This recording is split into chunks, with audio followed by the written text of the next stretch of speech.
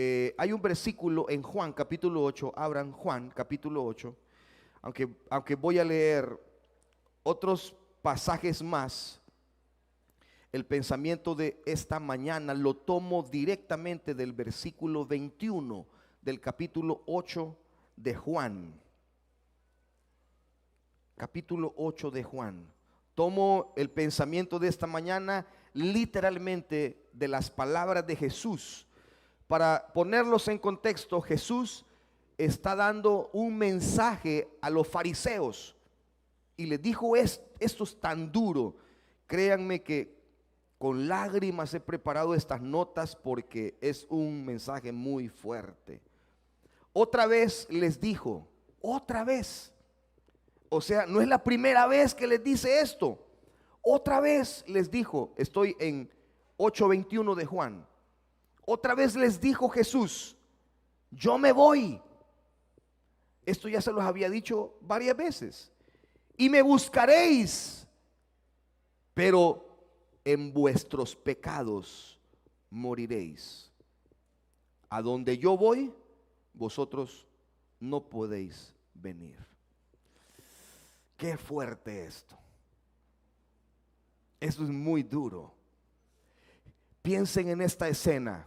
Jesús tiene los líderes religiosos, los que guardan el sábado, los que guardan la ley, los que ayunan, pastora, los que buscan a Dios, entre comillas, los que se ponen vestidos extravagantes con flecos en las mangas para que cuando levanten las manos suenen cuando están orando. Aquellos que guardan la Torá, que son eruditos, son ortodoxos. Y Jesús les dice, otra vez me voy. Está hablando de su muerte y ascensión al cielo. Y ustedes me van a buscar, pero no me van a encontrar. ¿Saben por qué? Porque ustedes van a morir en sus propios pecados. Eso es como que le digan a un pastor, usted va a querer escuchar la trompeta cuando Cristo venga, pero no la va a escuchar porque usted va a morir en su pecado, en su hipocresía. Eso es fuerte, fortísimo. En vuestros pecados moriréis. Ahora, si una persona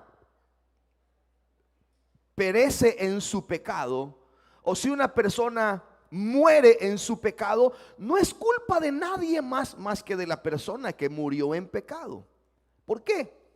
Porque esa persona sin duda alguna escuchó frecuentemente al Señor acerca de su pecado.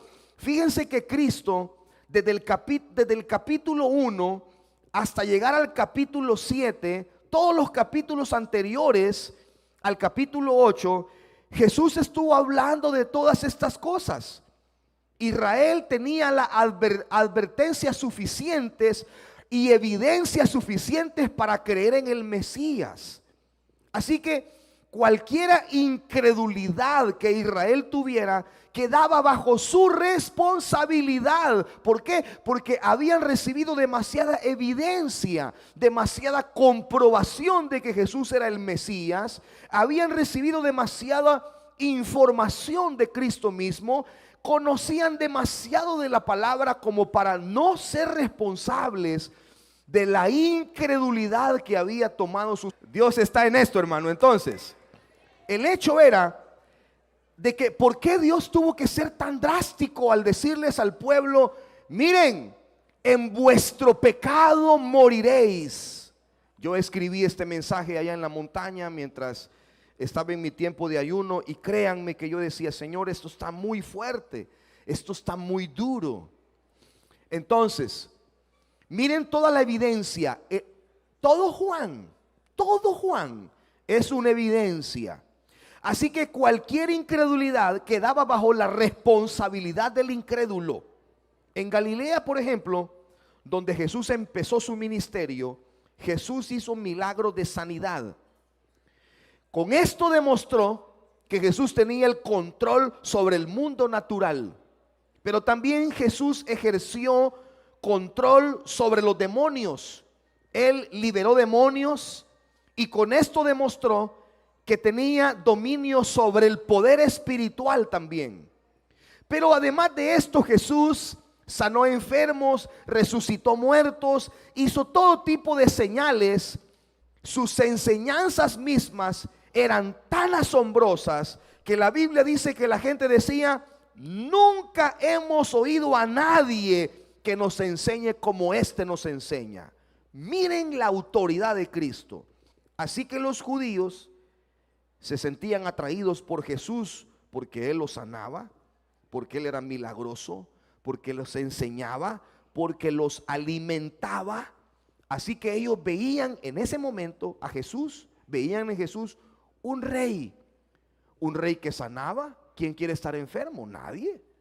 Un rey que proveía, un rey que de 5 panes y 2 peces le daba de comer a 5,000 personas. Entonces, por supuesto que miraban en Jesús un rey.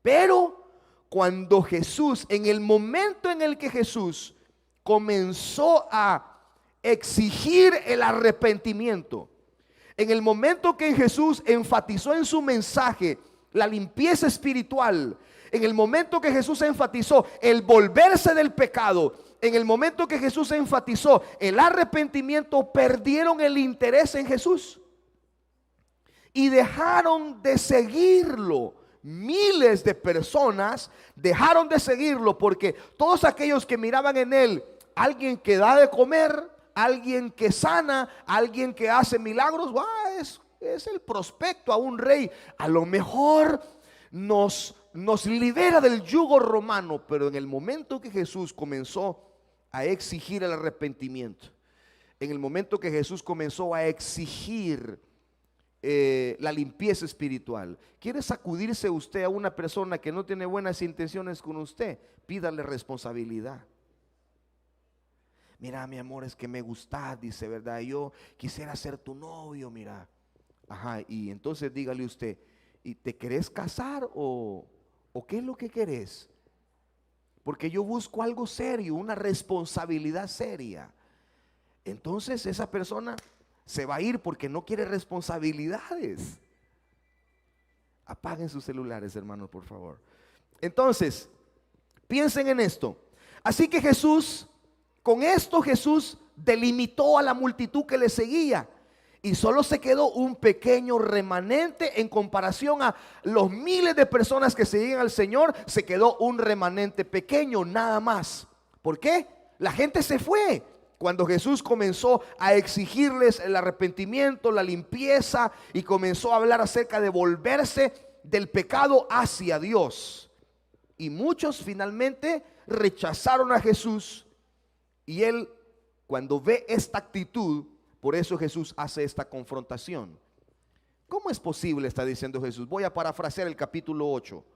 ¿Cómo es posible que en los capítulos anteriores, cuando les di de comer, cuando multipliqué los panes y los peces, cuando sané los enfermos, cuando liberé los endemoniados, cuando los ciegos vieron, los cojos anduvieron, ahí sí yo era el Mesías, el Rey, el Dios Todopoderoso? Pero ahora que exijo arrepentimiento, que pido que cambien de vida, que pido que se vuelvan a Dios de corazón, se van. Y por eso les dice: en vuestros pecados moriréis. Él dijo: yo me voy, hablando de su muerte pronta y de su ascensión al Padre, y ustedes me van a buscar, pero no me van a encontrar, porque van a morir en sus pecados, porque no pueden ir donde yo voy, les dijo él. Donde yo voy, ustedes no pueden ir. ¿A dónde Jesús iba después de la muerte? Al cielo. Les está diciendo a los fariseos, les está diciendo a los ortodoxos que siempre creyeron que iban para el cielo: ustedes no pueden ir al cielo porque van a morir en su pecado. Jesús enfatizó algo grande aquí. La gente que rechaza a Jesús muere en su pecado, o sea, muere con un pecado no perdonado. Esta misma idea, dele vuelta a la página, en Juan 7:33, Jesús tuvo la misma conversación con los discípulos, con los fariseos. Juan 7:33 al 36 dice: entonces Jesús dijo: todavía un poco de tiempo estaré con vosotros, e iré al que me envió, o sea, al Padre. Me buscaréis y no me hallaréis, y a donde yo estaré, vosotros no podéis venir. Entonces los judíos dijeron entre sí: ¿a dónde se irá este? Que no le hallaremos. ¿Se irá a los dispersos entre los gentiles y les enseñará a los griegos? ¿Qué significa esto que dijo: me buscaréis y no me hallaréis, y donde yo estaré, vosotros no podéis venir? Entonces, la misma plática que ha tenido en el 8:21 tiene en el 7:33, y le dice: me voy y no pueden ir donde yo voy. Pero en el 8:21 Jesús es muy duro. Dice: no pueden ir donde yo voy porque van a morir en su pecado. Así que miren, analicemos brevemente este versículo 7:33. Entonces los judíos no comprendieron esto, dice la Biblia, y comenzaron a hacerse preguntas en una forma de burla. ¿A dónde va a ir que nosotros no podemos ir? ¿Acaso se va a ir a los gentiles menospreciados?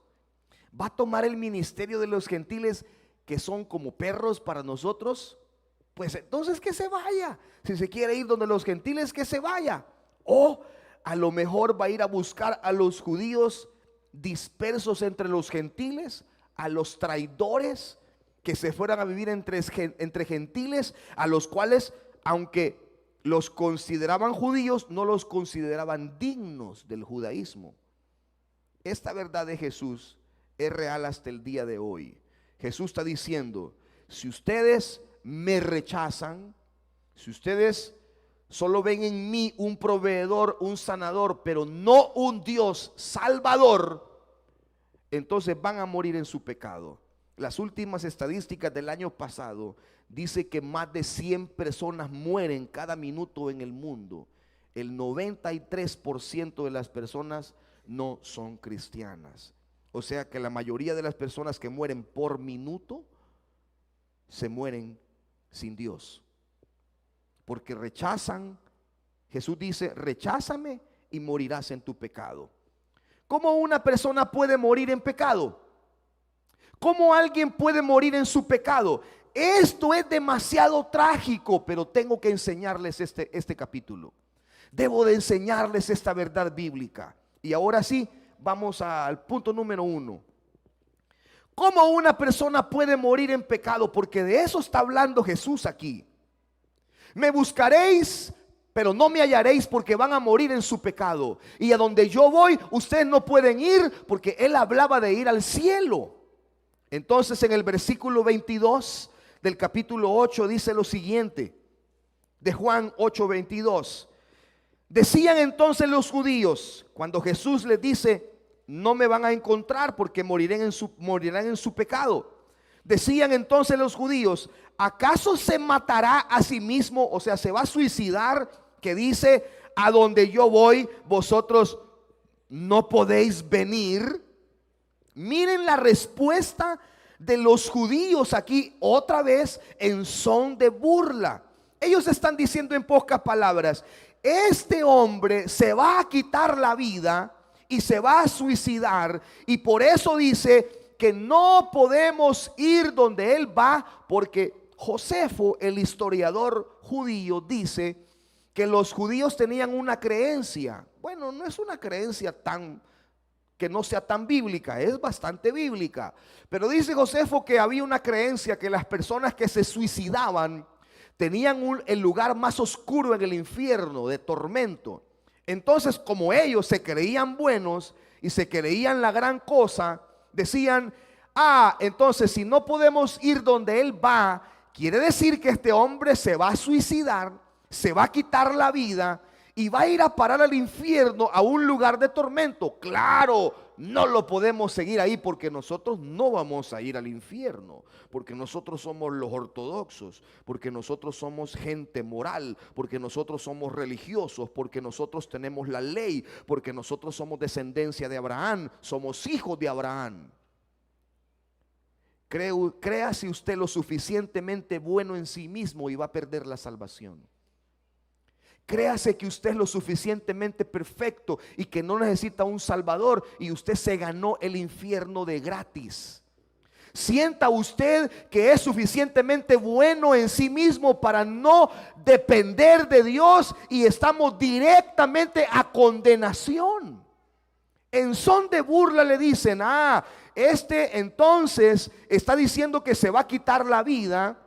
Ellos están sugiriendo que Cristo se va a quitar la vida, porque ellos van al cielo y Jesús va a ir al infierno si se quitan la vida.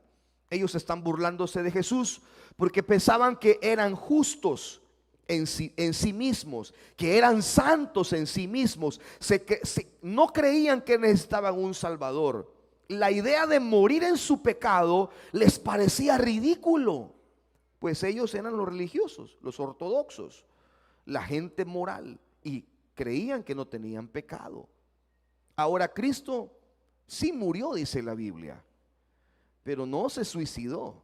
Sabemos todos que Él entregó su vida por rescate de nosotros.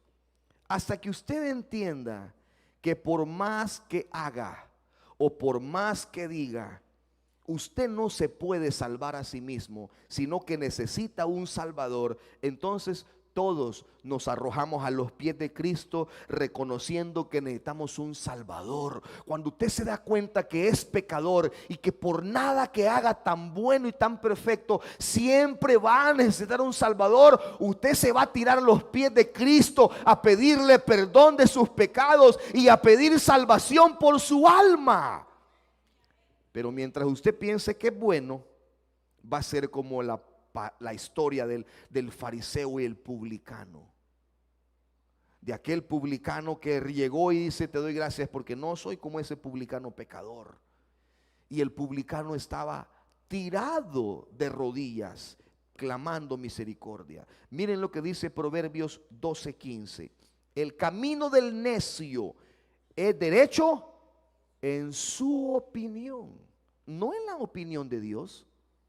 El camino del necio es recto según su opinión, y no hay peor necio que el que se cree puro en su propia opinión. No hay peor necio que el que piensa que no necesita un salvador. No admita que necesita un salvador y morirá en su pecado. Piense que su religión lo va a llevar al cielo y morirá en su pecado. Piense que sus buenas obras lo van a meter al cielo y va a morir en su pecado.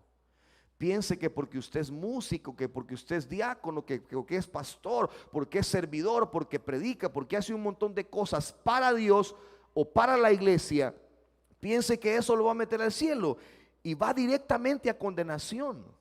En su pecado morirán, dijo él. Lucas 16:15 dice lo siguiente: entonces les dijo: vosotros sois los que os justificáis a vosotros mismos delante de los hombres, mas Dios conoce vuestros corazones, porque lo que los hombres tienen por sublime, oigan esto, porque por lo que los hombres tienen por sublime, por santo, por limpio, por digno, delante de Dios, es abominación. ¿Me escuchó eso? Es abominación. ¿Quiere morir en su pecado? Piense que no necesita un salvador. ¿Quiere morir en condenación? Piense que usted es lo suficientemente bueno para no necesitar un salvador. Número 2, versículo 23. Dice: y les dijo: vosotros sois de abajo y yo soy de arriba. Vosotros sois de este mundo y yo no soy de este mundo. A ver, él dice: ustedes son de abajo y yo de arriba. Ellos no entendieron eso, porque para ellos Jesús, esto era al revés. Jesús era de abajo y ellos eran de arriba. Ellos entendían que abajo estaba el infierno y arriba el cielo. Así que Jesús les dice, ustedes son de abajo, del infierno, y yo soy del cielo.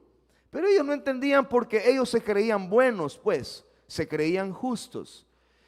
Entonces eso no tiene sentido. No, es al revés, decían. Tú eres de abajo y nosotros somos de arriba. Pero Jesús en la siguiente parte le da el segundo elemento de su condenación. Ustedes son de este mundo, yo no soy de este mundo. La persona que va a morir en el pecado es aquella que ama el mundo, sea mundano y va a morir en su pecado. Sea mundano, ame el mundo, ame los placeres pecaminosos, ame todo lo que el mundo ofrece, ame su fama, ame sus placeres, ame lo que Satanás le dice, ame lo que su carne le pida, sea mundano. Ustedes son de este mundo, yo no soy de este mundo. ¿Por qué iban a morir en su pecado? Número uno, porque se creían justos a sí mismos. Número dos, porque eran mundanos. Ustedes son de este mundo.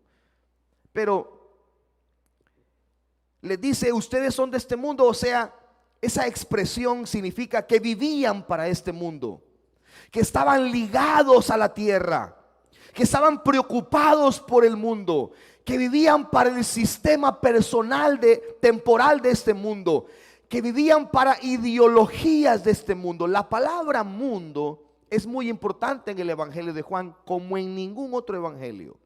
La palabra mundo tiene un gran significado y en Juan se usa para describir personas, diferentes tipos de personas.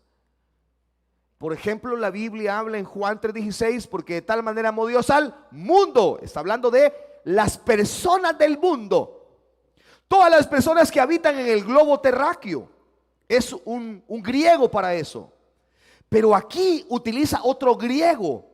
Aquí se refiere a ideologías. ¿Qué es una ideología? Es una manera de pensar, ¿verdad? Una ideología es una forma de pensar. Es un concepto en la cabeza, en la mente, en la memoria de alguien. Dice, es que este tiene su propia ideología. Es que este anda en esta corriente. Son corrientes, son ideologías, son modas, son filosofías, son pensamientos. Entonces, cuando Juan dice, ustedes son de este mundo, quiere decir que ellos amaban el mundo, vivían para el mundo, caminaban bajo la corriente ideológica de este mundo y se desesperaban por el mundo. Y por eso iban a morir en su pecado, porque eran mundanos. Tenemos aquí tiene que ver con ideologías. Todo lo que el enemigo ha creado para que las personas se aparten de Dios. Ese mundo que está allá afuera está diseñado, todo está diseñado para que usted se aparte de Dios. Todo, en absoluto. La política. Yo conozco gente que ha entrado a la política, grandes cristianos con buenas intenciones. Deles un par de meses y se tuercen, porque tiene que ser usted un Daniel para estar en la política y no contaminarse. Es muy difícil. Se puede. Conozco unos también que están ahí metidos y que Dios los ha llevado y que están haciendo una gran diferencia. Porque se puede, claro que se puede. Pero hay que tener bien puesta la armadura de la fe, mis hermanos. Conozco otros que están en el mundo de los deportes. Liga Mayor, otros deportes, gimnasia, atletismo. ¿Usted sabe lo que se mueve ahí? Entre los atletas, entre los jugadores. Aquí hay algunos jugadores de Liga Mayor que jugaron y fueron buenos. Pero usted sabe lo que se mueve ahí, ¿verdad? Mujeres, alcohol. Difícil. Ideologías. Todo lo que el mundo ha creado. Ahora, No quiero hablar de mi boca, quiero hablar de lo que la Biblia dice. Segunda de Corintios 10:5 dice: derribando argumentos y toda altivez que se levanta contra el conocimiento de Dios, y llevando cautivo todo pensamiento a la obediencia de Cristo, y estando prontos para castigar toda desobediencia cuando vuestra obediencia sea perfecta. Aquí dice que las ideologías son todos los argumentos y la altivez que se levanta contra el conocimiento de Dios. Todo aquel argumento y todo aquello que se levante contra el conocimiento de Dios es ideología de este mundo. Todo aquello que va en contra de la Biblia es ideología de este mundo. Todo. Y ese mundo tiene mucho de esto.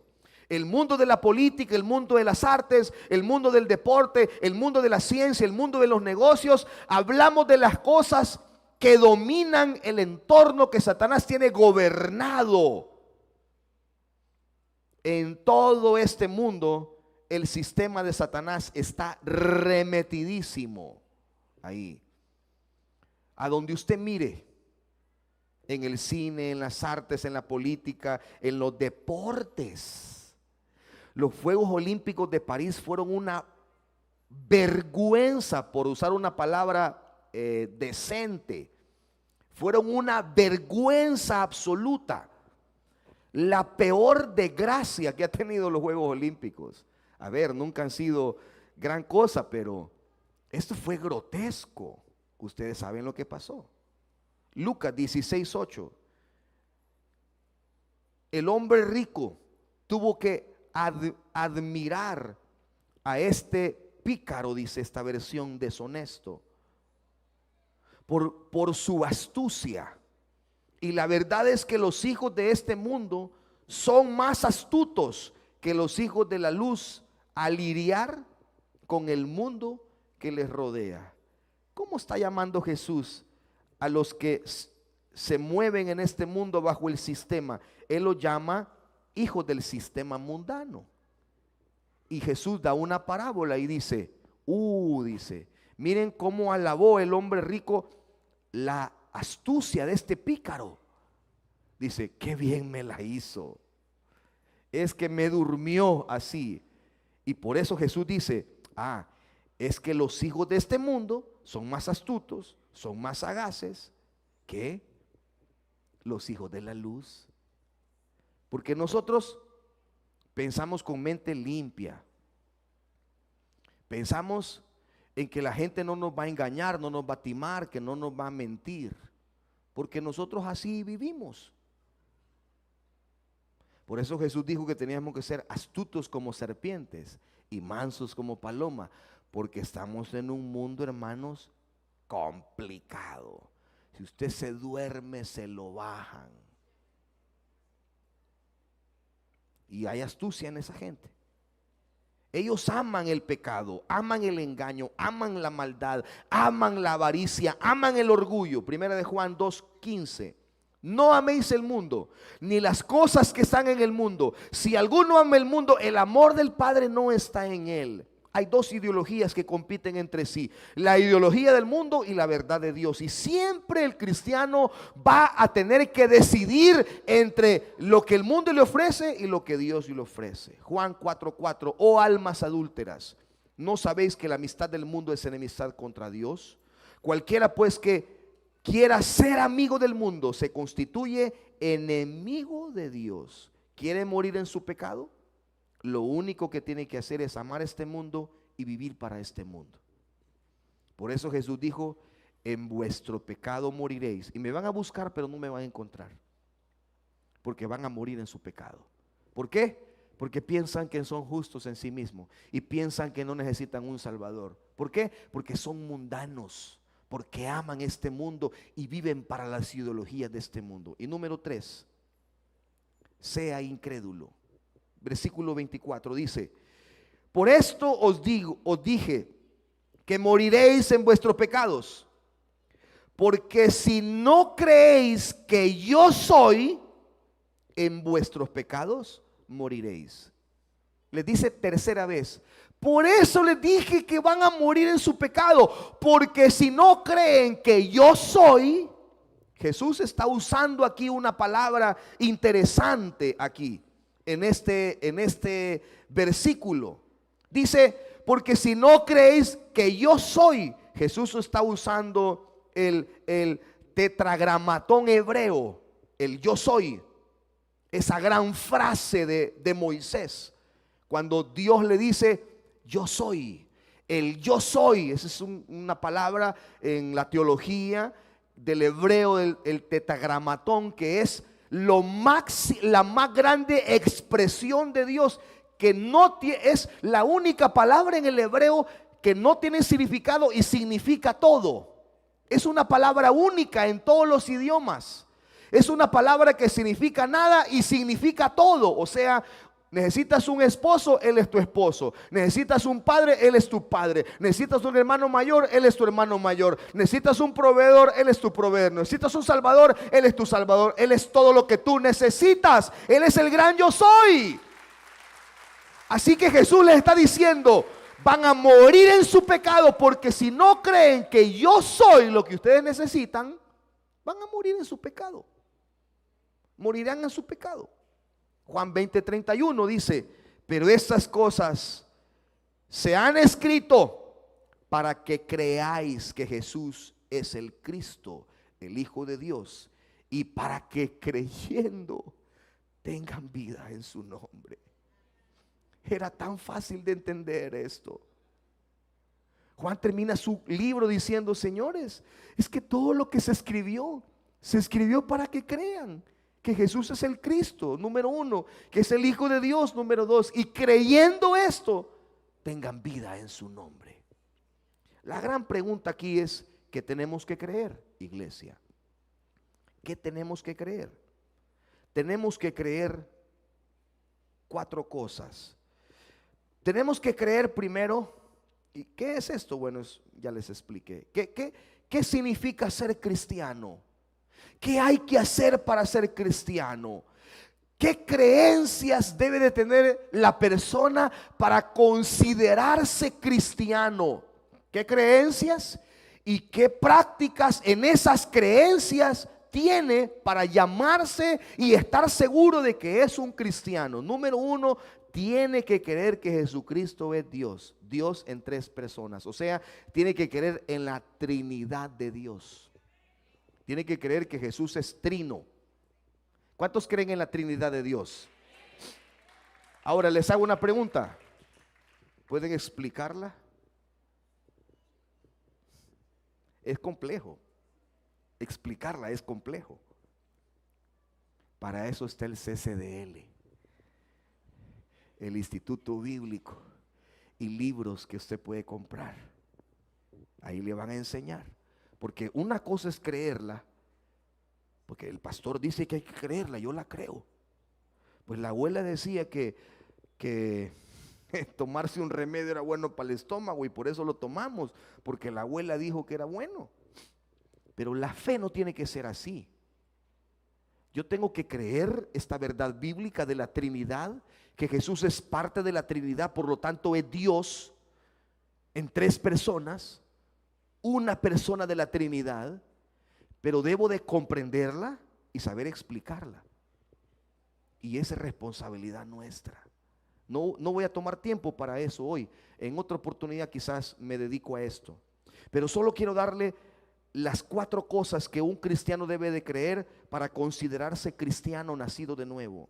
Tiene que creer en la Trinidad de Dios, en Jesucristo como parte de la Trinidad, en Jesucristo como Dios. Tiene que creerlo, tiene que comprenderlo y saber explicarlo. Número 2, tiene que creer en la encarnación de Cristo, o sea, Dios en forma humana, Dios encarnado en la persona de Jesucristo. Si usted no cree en esto, que implica también el nacimiento virginal, si usted no cree en esto, desbarata todo su cristianismo. Porque si Dios no encarnó en Jesús, entonces no fue la deidad la que se sacrificó. Y si no creemos en esto, no creemos en el nacimiento virginal.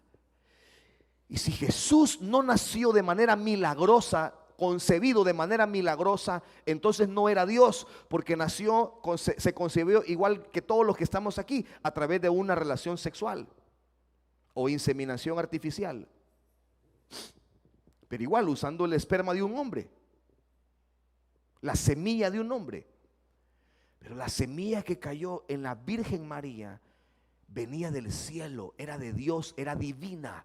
Por eso Jesús es sin pecado. La semilla era del Padre. ¿Usted tiene que creer esto? ¿Cuántos creen en la encarnación de Cristo, de Dios en Cristo? Tiene que comprenderlo también y explicarlo. Les prometo que voy a hacer un estudio solo de esto. Número 3, usted debe de creer en la vida sin pecado de Jesús. ¿Por qué decimos que Jesús fue sin pecado? Primero, porque no fue concebido de la manera como nosotros fuimos concebidos. Por lo tanto, Jesús al nacer no tenía el pecado original heredado por Adán y Eva. Pecado que todos aquí, hermanos, apaguen sus celulares, por favor, déjenlos en vibrador, se los suplico, perdónenme. El nacimiento virginal, nacimiento divino. ¿Debemos de creer eso? ¿Cuántos creen que Jesús vivió sin pecado? Usted debe de creerlo, debe de comprenderlo y saber explicarlo. Y número 4, tiene que creer que en el sacrificio expiatorio de Jesús, que Él imputó la justicia sobre nosotros al morir sin pecado. Si usted no cree esto, una de estas cosas, usted no es cristiano. Tiene que creer en estas 4 cosas. Tiene que creerlas, comprenderlas y saber explicarlas. Si usted predica otra cosa aparte de esto, usted es un anatema, dice la Biblia. Es un mentiroso. Porque esto es los 4 puntos cardinales de la fe cristiana. Creer en esto es haber nacido de nuevo. Si usted no cree esto, usted no es cristiano. Y si le agrega algo más a esto, la Biblia dice que es anatema. Entonces, si usted va a morir en su pecado, ¿por qué alguien moriría en su pecado? Porque se cree lo suficientemente bueno en sí mismo, porque es mundano, porque ama el mundo y porque es incrédulo. Es increíble cómo Israel no pudo creer en el Mesías, con toda la evidencia que había. Y número 4 y último, versículo 25. Entonces le dijeron: ¿tú quién eres? Oigan esta pregunta. Por eso el punto número 4 es: sea ignorante de manera deliberada o de manera obstinada. ¿Tú quién eres?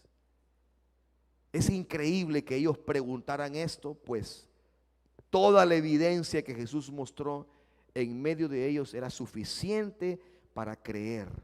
Después de todo lo que vieron, después de todo lo que oyeron, ellos ignoraban deliberadamente. No es que decían: ¿y tú quién eres? Como que no supieran quién era Jesús. Claro que sabían, pero ellos ignoraban de manera deliberada, de manera obstinada. Jesús respondió. Entonces Jesús les dijo: lo que desde el principio les he dicho, eso soy. Desde que me vieron en escena, les comencé a decir que yo no hablo de mi propia boca, que hablo lo que el Padre me dijo. Él les dijo: lo que el Padre me pidió hablar, eso les he dicho. Él les dijo: yo soy del Padre y el Padre y yo uno somos. ¿Cómo preguntaban: tú quién eres? Ellos sabían, porque Jesús les había explicado esto desde el principio. Versículos 26 y 27. Muchas cosas tengo que decir y juzgar de vosotros, pero el que me envió es verdadero, y yo lo que he oído de él, esto hablo al mundo. Pero no entendieron que les hablaba del Padre. Así que ellos ignoraban deliberadamente y obstinadamente que Jesús era Dios. Ellos se burlaban de Jesús diciendo: ¿tú quién eres para hacer esa afirmación que haces? ¿Quién te crees que eres? ¿Quién te dio el derecho de presentarte como profeta o como Mesías? Debemos recordar Juan 9:30. Si vamos nuevamente, Juan 9:30, que dice lo siguiente: respondió el hombre y le dijo: pues esto es maravilloso, que vosotros no sepáis de dónde sea, y a mí me abrió los ojos. ¿Se acuerdan cuando Jesús nació, cuando Jesús sanó a este ciego? Que le preguntaban los ortodoxos: ¿y quién te sanó? ¿Cómo se llama? ¿Quién es él? Y dice él: es increíble que ustedes no lo conozcan y a mí me haya dado la vista. Así está este mundo. Es increíble que sepan tanto. Es increíble que puedan hacer aviones que vuelan el océano en una noche. Es increíble que puedan hacer cohetes que llegan a la luna. Es increíble que puedan haber inventado la maravilla del internet. Es increíble que tengan robots que en cuestión de segundos hacen una producción bárbara de muchos artículos. Es increíble todo lo que el hombre ha inventado y no sepan quién es Jesús. Es increíble. Esta oscuridad en la que ellos vivían en esa oscuridad porque querían vivir en esa oscuridad. Así que Jesús les dice: si ustedes quieren, pueden conocerme, pero es que ustedes no quieren conocerme. El pecado, dice la Biblia, produce incredulidad. Oigan esto. Y la incredulidad produce ignorancia obstinada. Llega un punto en que el incrédulo, el pecado lo hace tan incrédulo, y esa incredulidad muta en que la persona puede en algún punto reconocer por ciencia la existencia de Dios o la veracidad de la deidad de Cristo, pero es que su incredulidad produjo ignorancia obstinada, y ya es por pura rebelión que dice: pues yo no creo, porque no quiere creer. Ellos se rehusaron a creer porque amaban su pecado. ¿Por qué la Biblia dice que ellos morirían en su pecado, en esa oscuridad? ¿Por qué? Bueno, la Biblia es clara en decir por qué alguien vive en esa oscuridad. Juan capítulo 3 dice: la luz vino al mundo, pero los hombres amaron más las tinieblas que la luz. Ahora, el Evangelio de Juan termina con una nota muy linda. Jesús terminó con un mensaje de esperanza. En el versículo 30 dice: hablando él estas cosas, todo el discurso que hemos discutido esta mañana, dice, muchos creyeron en él. Esa es mi oración. Esa es mi oración. Que muchos crean. Que muchos que tienen años de estar sentados en una iglesia finalmente reconozcan y dicen: yo no he nacido de nuevo todavía. Necesito nacer de nuevo. Yo he estado metido en la iglesia por tanto tiempo, y hasta ahora mis ojos espirituales se abrieron para entender las verdades del Espíritu de Dios. Y esa es mi oración, que muchos hoy crean. Hablando él estas cosas, muchos creyeron en él. Esa sería mi oración para cerrar hoy. Que nosotros reconozcamos que necesitamos un Salvador. Ahora, si alguien quiere morir en su pecado, lo único que tiene que hacer son 4 cosas. Créase lo suficientemente bueno para no necesitar un Salvador. Sea mundano, ame el mundo, viva para el mundo, camine por las ideologías de este mundo, sea incrédulo e ignore de manera deliberada y obstinada la deidad de Jesús. Y entonces la Biblia dice: en vuestro pecado moriréis.